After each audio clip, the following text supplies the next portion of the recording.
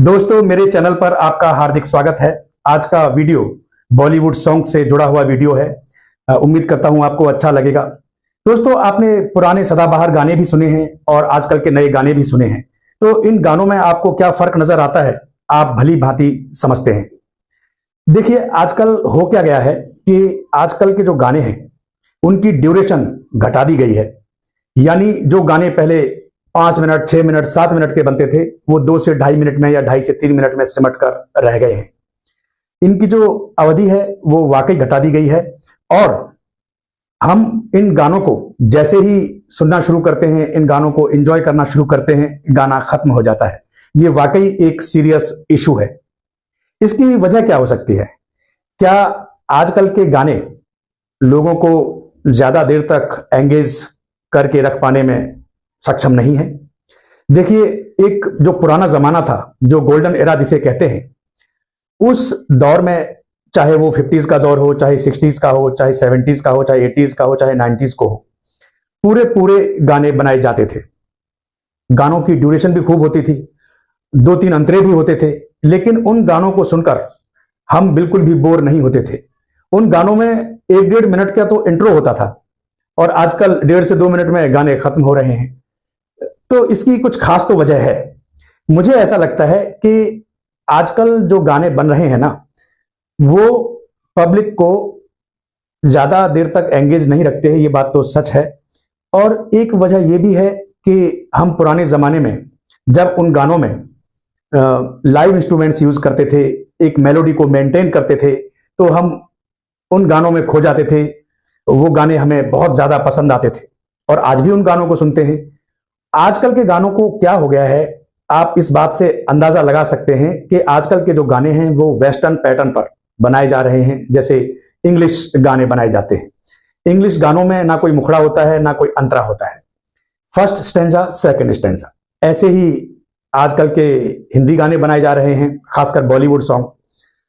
इनमें कोई मुखड़ा अंतरा नहीं होता है। आप अपने मुखड़े में अपनी बात को कहने के लिए आजकल 6 लाइन, 7 लाइन, 8 लाइन, 10 लाइन का सहारा ले रहे हैं। यानी आपको अपनी बात कहनी है 8-10 लाइनों में कह रहे हैं। जबकि जो पुराने म्यूजिक डायरेक्टर थे, जो पुराने गीतकार थे, उस जमाने में जो काम होता था वो 2 लाइनों में मुखड़ा खत्म करते थे और अपनी बात भी कहते थे और फिर आगे की बातें अंतरों में कहते थे। तो ये तो थोड़ा सा फर्क नजर आया है। देखिए, एक फर्क और भी है। वो फर्क ये है कि भाई आजकल जो गाने बनाए जा रहे हैं उनमें एक फील की कमी है। पुराने गाने वाकई सदाबहार हैं, इसलिए उन गानों का आज भी रिमिक्स किया जाता है, उन गानों को नए सिरे से लिखा जाता है। मैंने भी 2-3 गाने ऐसे किए। जैसे चलो दिल्ली फिल्म में एक गाना था, लैला ओ लैला। वो पहली बार किसी गाने का रिमिक्स फिल्म के लिए लिखा था। और फिर सारेगामा के कुछ गाने किए थे। हाय हाय ये मजबूरी, उर्फी जावेद का गाना था, वो मैंने लिखा था। फिर रेशम का रूमाल।